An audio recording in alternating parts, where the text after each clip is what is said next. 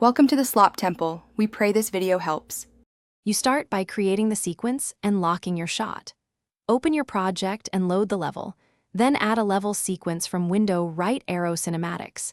Name it for clarity. Place a camera actor in the scene and select that camera before you open the sequence editor, because the sequencer links tracks to the selected actor.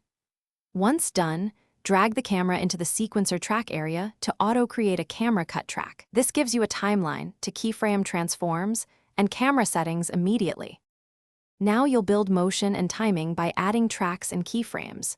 With the camera selected in sequencer, click plus track and add transform and camera component tracks, and add actor tracks for props or characters. Move the timeline cursor to a frame, adjust position, rotation, or FOV, then press S to set a key.